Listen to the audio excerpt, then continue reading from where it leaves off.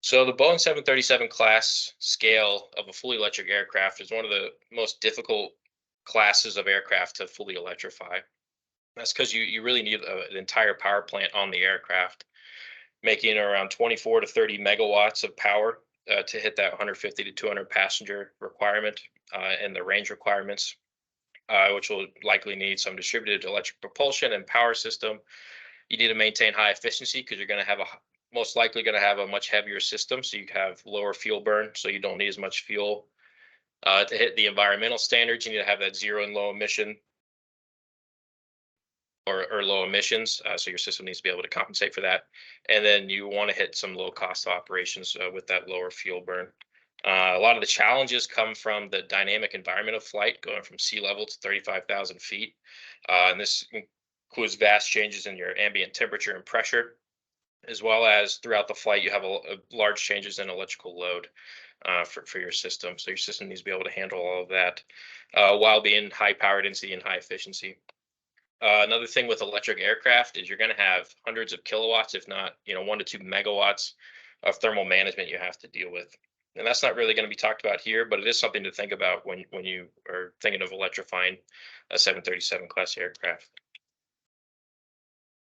So kind of getting the specifics of what this study looked at for the kind of budget and requirements for the aircraft. So 30 megawatts of power, of peak power during takeoff, and that translates to around 10 megawatts of power during cruise.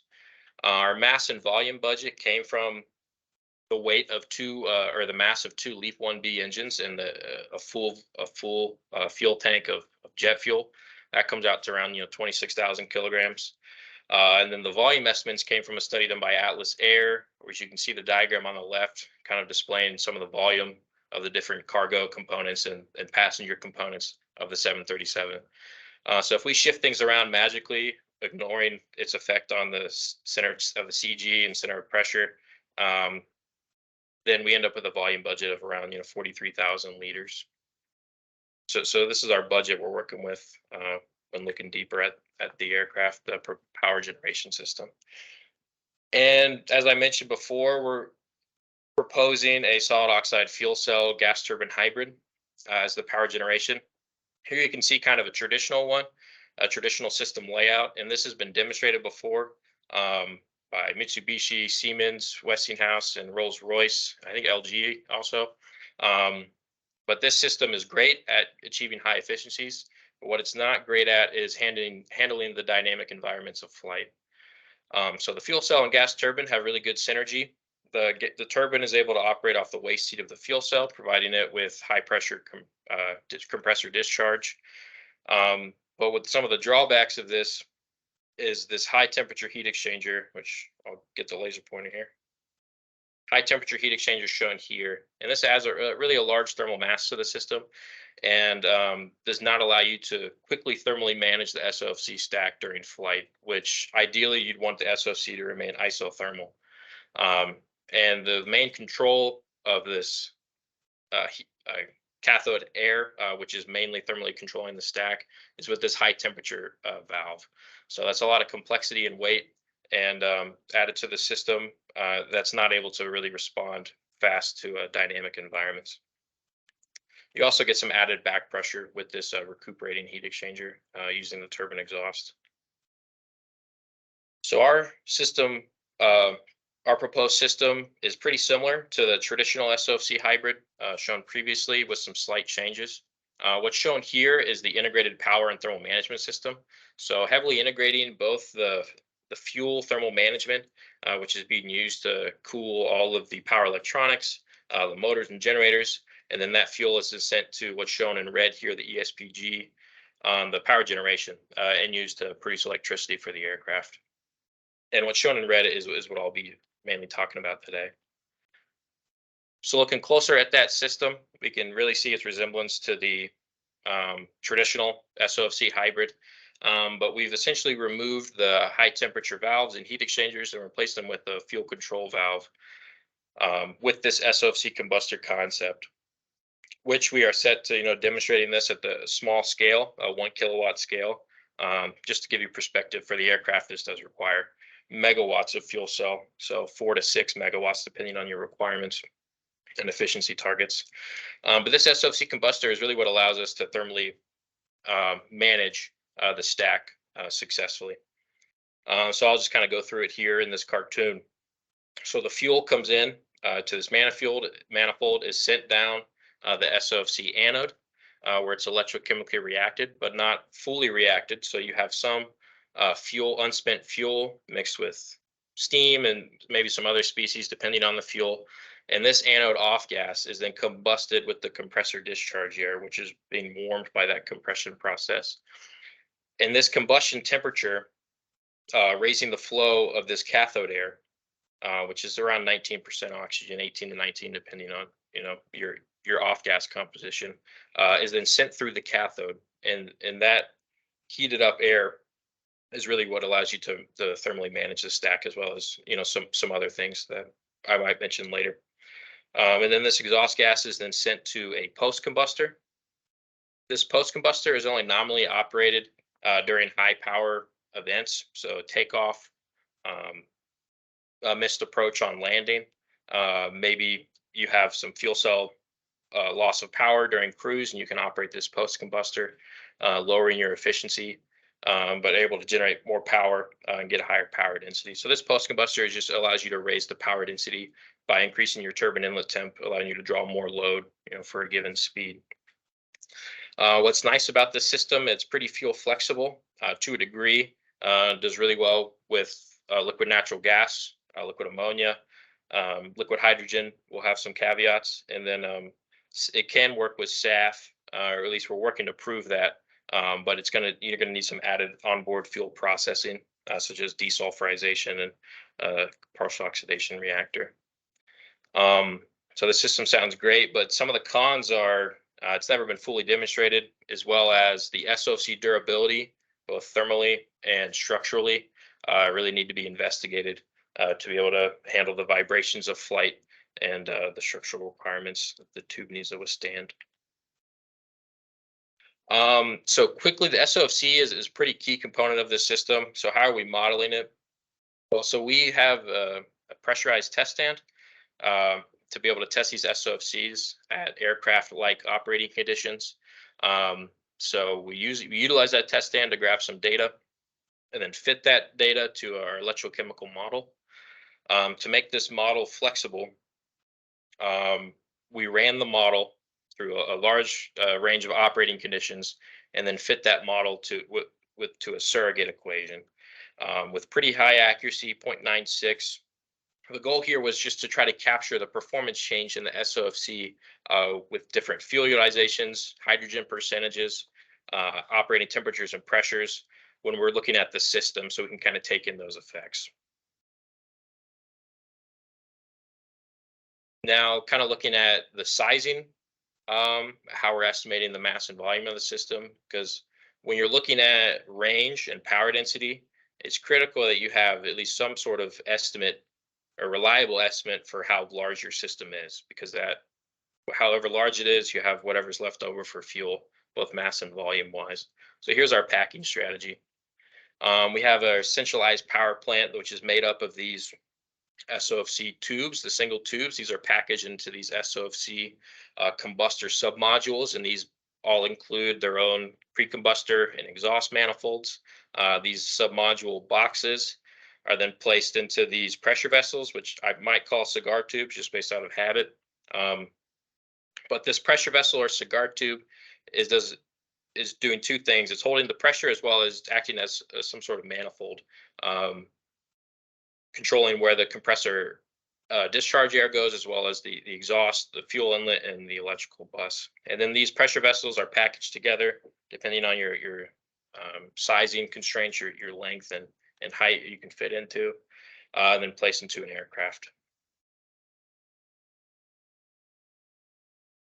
So this SOFC sizing estimation, or just calculating the mass and volume for a given operating point, is not too difficult, but finding the optimal mass is not so straightforward. So there's some key sizing parameters, being the total electrochemical active area. So based on your system power requirements, you're going to have a varying how much SOFC you need. your maximum operating pressure determined by your gas turbine, and maybe some other system trade studies.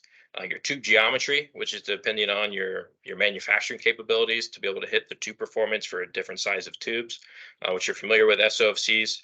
The size of the tube plays a large role in how much performance you can get, as well as factors of safety and what material you're using for the vessel. So you have all these parameters that are likely determined by the system.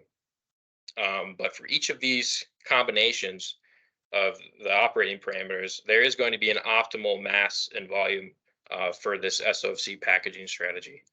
So what I propose is that for each of these conditions, there's going to be an optimal number of tubes per one of these SOFC modules, an optimal number of each of these pressure vessels or cigar tubes, and all of these are constrained by your sizing requirements, and then you're going to have an optimal operating temperature for your vessel. Because as you can see here, your yield strength is heavily dependent on temperature. So the higher temperature you operate at, you need a thinner insulation layer, but you're going to need a thicker vessel because your yield strength has degraded.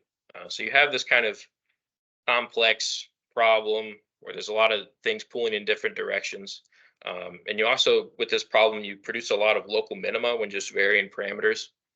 So utilizing an algorithm that can find the true global minima is necessary. So we utilize a genetic algorithm. So for a given pressure ratio, a total stack active area, and tube geometry, it'll optimize how many tubes per module, or for one of those box modules, which is constrained by your maximum diameter, the number of cigar tubes constrained by your max length, as well as your operating temperature, which affects your total vessel diameter and insulation thickness. But using this complex, geometrical stress model and thermal resistance model in an entire system model is not ideal, because you can get pretty computationally expensive, and it takes a long time if you're wanting to do full system trade studies to have to do this genetic optimization each time. So what we did is kind of create a reduced order model for this sizing estimation. So ran the model, the optimizer, the genetic optimizer through a long range of pressure ratios, total stack active areas, and SOFC tube diameter, as you can see here, and found the optimal mass. And then fit that basically large table of data to a couple of equations, depending on what the component. But the base form of the equation can be seen here. And with this fit, we have pretty good R-squared values, good enough for a full system trade study to try to take in the behavior of this SOFC packaging strategy. Just for reference, this mass does include the mass of that pressure vessel, insulation, the flanges. As you get more cigar tubes, you're going to need more flanges, so you get a penalty there. Each of the boxes and manifolds for the combustor and exhaust. The turbogenerator sizing estimations is much easier, or was much simpler. We just took a bunch of existing turboshaft engines, mainly helicopter engines, found their mass and volume, and related that to its design mass flow rate to generate some correlation curves. To kind of end the kind of sizing talk, we'll look at the different fuel comparison. So the four fuels that I'll be comparing here are liquid hydrogen, liquid natural gas, liquid ammonia, and SAF. And just looking at their mass specific and volume specific lower heating values, you can already see some of the trade-offs. Liquid hydrogen having the gold standard of lower heating values, mass specific, but having terrible volume specific lower heating value. LNG and SAF kind of being closer to the middle, and then liquid ammonia having the lowest lower heating value, mass specific, and in the middle of volume specific lower heating value. So this likely just tells us from looking at the charts that our hydrogen system is most likely going to be volume limited, just based off of that lower energy you get per liter, as well as you can look at the densities here and see the trade-offs. Ammonia will likely be mass limited. So we're going to fill up our entire mass budget just because we hit lower energy per kilogram with a very high density fuel. The fuel also has effect on your your electrical component performance. So the liquid hydrogen is very cold cryogenic, is going to allow your electrical components to have very high power densities and efficiencies. And as the temperature of your fuel goes up, your power density and efficiency is going to drop. Some other caveats for mainly LNG and ammonia is they both involve a thermal decomposition of the fuel, which is endothermic for both of these fuels. And that's a good thing because it allows you to use the waste heat of the SOFC to kind of thermally manage the SOFC stack, as well as taking the lower heating value of the fuel and converting it to hydrogen, which is a much higher heating value of the fuel. So you get a gain in efficiency using these fuels because of their added chemical reaction benefits. So kind of keeping the system constant, power requirement and budget wise, and varying just which fuel we're using, we can look at the comparison shown here. So on the left, we have the propulsion specific power, x-axis versus the propulsion efficiency. And these propulsion efficiencies and specific power includes the efficiencies of the ESPG as well as the efficiencies of the propulsion system. So the ducted fans, propellers, power electronics, motors as well. So this is kind of a total combined value. You can see the Boeing 737 MAX for reference has a much higher power density but lower efficiency than our proposed system. Then our systems hang in the higher efficiency, lower power density range. Methane, as I mentioned before, methane and ammonia are able to achieve the higher efficiencies due to that endothermic cracking of the fuel to be able to produce a higher heating value fuel for a lower fuel flow rate. Whereas hydrogen, you don't have any of those endothermic reactions to help benefit the thermal management of the stack. When looking at flight time, it's better to look at this energy density chart, where it really represents or really shows you have a higher energy density, you're most likely going to have a higher flight time. With LNG having kind of the best of both worlds of relatively high density and good mass and volume specific lower heating values compared to liquid hydrogen, which you get a much lower flight time, shown here only around 2.5 hours compared to the 7.6. And that's because you're heavily volume limited. With a very low density of liquid hydrogen, you just fill up all the volume budget you have way before you reach the mass. And that's actually why you see this higher energy density here. So this ammonia system is very heavy. You fill up your entirety of the mass, so that full 26,000 kilograms per how much energy you're generating. So you get the higher flight time due to the higher efficiencies, but you have that much lower energy density just due to how heavy the system is. So now I'll vary some of the key components and see their effect on the system range and other performance. So 3 fuels are shown here: liquid ammonia, LNG, and liquid hydrogen. And what I varied is the SOFC peak power. So if you're familiar with the SOFC world, a watts per centimeter squared or area specific power is pretty common way to describe the performance of the SOFC. And varying this, we can see how obviously as you get a better SOFC, you're going to get better system performance. But I really wanted to try to quantify that. And from each of these charts, we really want to hit around the 0.8 to that 1 watts per centimeter squared range, range to be able to get the full benefits of system capabilities. Here you can also see kind of a mass limited and volume limited curves for each, where hydrogen is heavily volume limited, and ammonia is mass limited up to a certain SOFC volume. What's essentially happening here is that as your SOFC gets better performance, you're able to have less of it and get more room for fuel. So that's why you see an increase in range as your SOFC gets better. So this power was held constant. So this is all for the same cruise power requirement, as well as these charts as well. The same cruise power requirement of 10 megawatts total. So what happens if you just vary the size of the SOFC stack while keeping the SOFC performance constant, or the peak power constant? So what you see here on the x-axis is the SOFC total electrochemical active area.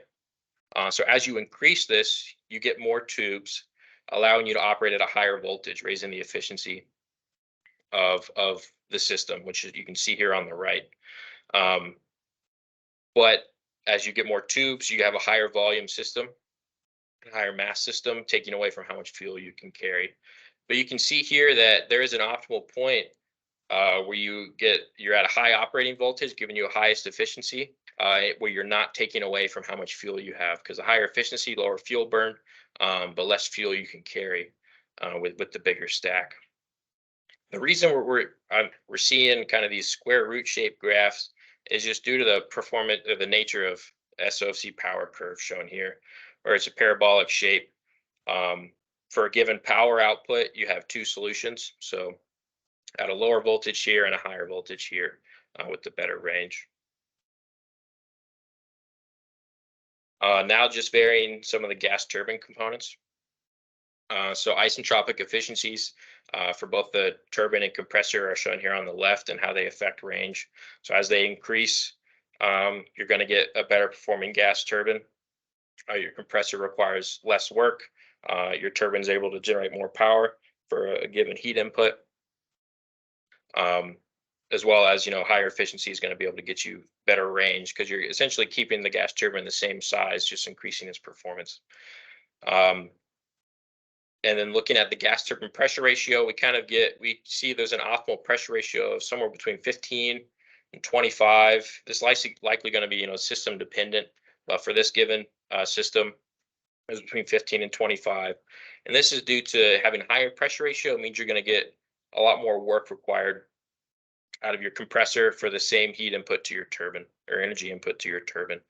But also there's some competing effect. There's another effect from the SOFC. So as you increase your SOFC pressure, you're going to get higher SOFC performance. But your SOFC vessel itself is going to get heavier with the higher pressure ratio due to it needing to be thicker. So due to these kind of fighting effects, we see an optimal pressure ratio for this given system might be around that 15 to 25 range.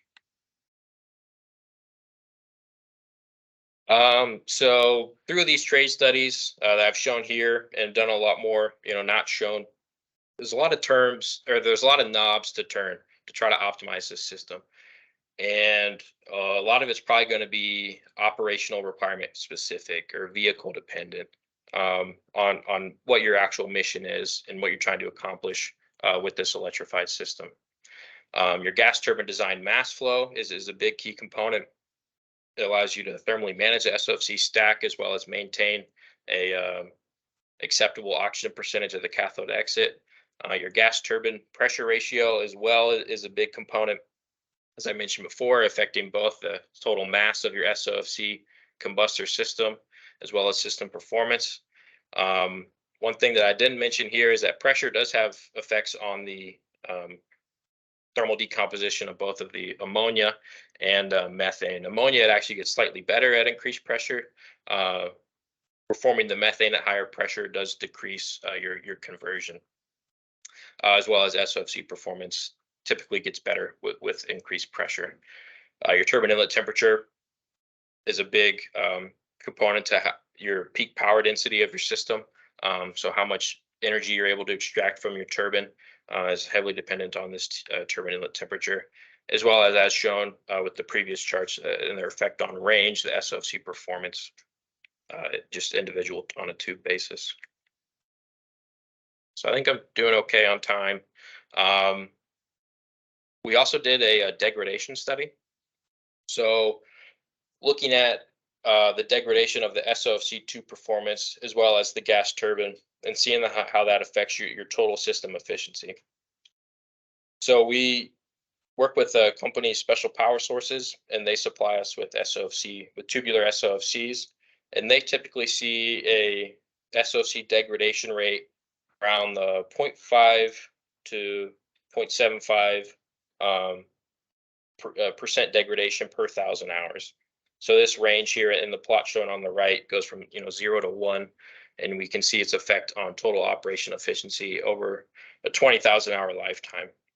And at least from this analysis with LNG, excuse me, we're only seeing around a 2% drop in efficiency, worst case scenario, over the entire life of the aircraft. And basically what's happening is just as the SOFC performance degrades, you're having to operate at a lower voltage for the same power output, um, dropping your efficiency, but not by too much. And, engineers doing cost estimation is always a dangerous game, but having, just taking a rough guess for jet fuel, which is probably underpriced today, and a price for LNG per kilowatt hour, this increase in efficiency over the lifetime of the aircraft can result in around $24 million in savings, likely more with the higher cost of jet fuel. So that at least based on this study, the degradation is not playing a huge role if we can maintain the SOFC degradation rate per 1,000 hours to around 0 to 1%. So to kind of conclude, with this study and a lot of the analysis we've done, we think that the SOFC hybrid system is a viable solution for future electric commercial aircraft, as well as just power needing systems. If you want a high efficiency power generation method, you can get roughly, double the current state of the art in the aviation industry. The SOFC hybrid is fuel flexible to a degree. I would like to dig deeper into what SAF looks like with this system. But you need to come up with, clever ways, if you want to optimize the system, clever ways of where you're putting these external fuel processing and thermal decomposition reactors. One caveat about having this centralized power plant on your aircraft is, you're going to have a very large power distribution network. So you're going to need to pump a lot of power around the aircraft, which is also going to increase the weight. And the weight of that really wasn't considered in this study. We were just looking at the electrical storage and power generation section. The SOFC combustor provides a great way of thermally managing the SOFC stack and is fuel agnostic, as long as you can, maintain that pre-combustion temperature. In future work, we'd really like to continue to increase the fidelity of our system component models, as well as full system models, and include as much experimental work in our modeling as possible. I'd like to acknowledge ARPA-E REACH program and the Department of Energy for supporting a lot of this work, as well as NASA, where we just got funded with a ULI titled Clean, mentioned by Dr. Roberts earlier in the presentation.